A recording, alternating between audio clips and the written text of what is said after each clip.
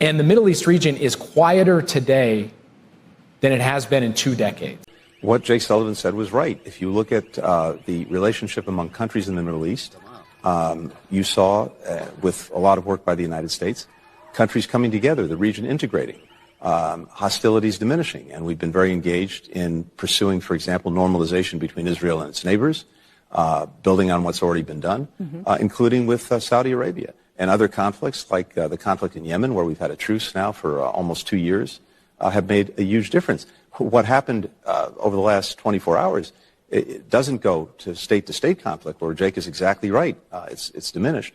Jake Sullivan, the architect of the JCPOA, is Biden's national security advisor. Jake Sullivan, along with O'Malley, are the ones that constructed a pathway to friendship to the #1 state sponsor of terror in the world. And Jake Sullivan is the individual that just gave Tehran $6 billion and 6 Iranian terrorist criminals over there. And this is not a coincidence. They are doing this in a calculated fashion. So this reporting does not surprise me.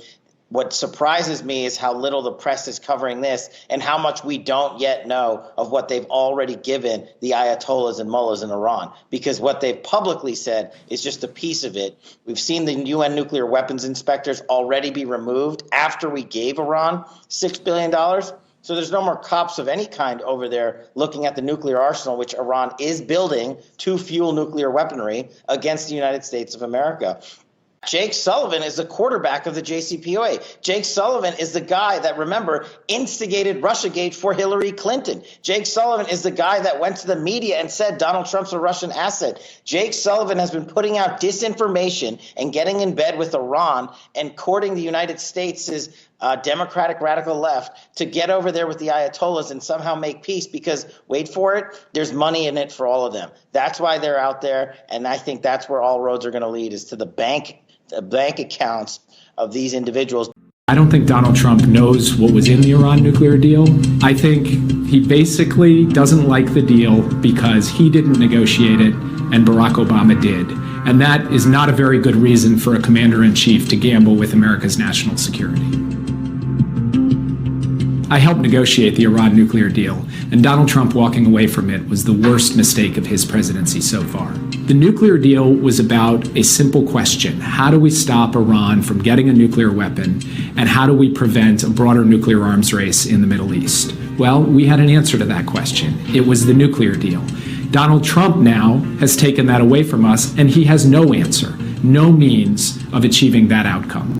So the reason people should care so much about Donald Trump walking away from the Iran deal is because it makes war more likely in the Middle East. Jake Sullivan is President Biden's national security advisor. He was back in 2016 when all of this spying was going on, allegedly under Hillary Clinton.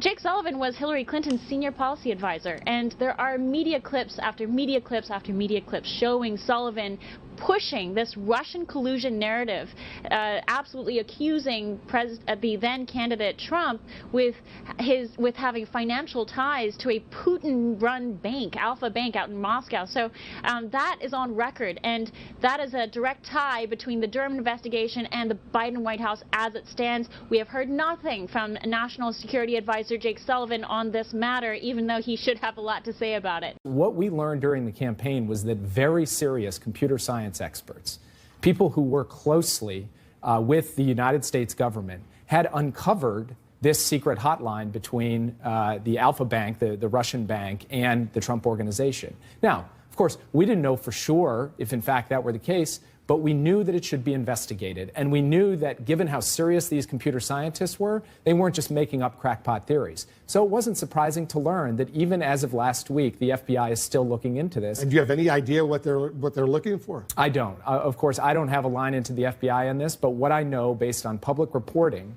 is that there is very unusual server activity between this Russian bank and the Trump organization, which suggests contact that took place over the course of the campaign. Getting answers to what the nature of that contact was and why they were going to lengths to hide it, to encrypt it, is really important. That, a lot of people have criticized, the FBI and the DOJ, and I think rightfully so, but someone are making these calls. And I would say that the people that have been involved in all those scandals that I just listed are the very same people that are now in charge of the DOJ and are at the White House. So you're talking about Susan Rice, you're talking about Jake Sullivan, and you're talking about Lisa Monaco, who is the Deputy Attorney General? Look, yeah, if you don't believe that those people were involved, you're living under a rock somewhere. And look, you only have to go as far as this. You can just look at how they produce their narratives. Their narratives, remember, the raid happened on Monday. And nobody had even asked this yet. This was only a few, within minutes or a few hours after this raid, or during this raid when President Trump announced it on Truth Social, I might add. He announces that, and then what happens? They immediately say, the White House didn't know anything about this. And then on Friday, when Merrick Garland, who shows up an hour late to give his what looked like a hostage crisis, he looked like he was painfully going out there. He looks like he just got the hell beat out of him. And what happens? They say the White House knew nothing about this. Well, look, that tells you the White House knew everything about this. If you don't believe the Deputy Attorney General and the top people at the White House know this, you've been living under a rock. So the reason people should care so much about Donald Trump walking away from the Iran deal is because it makes war more likely in the Middle East.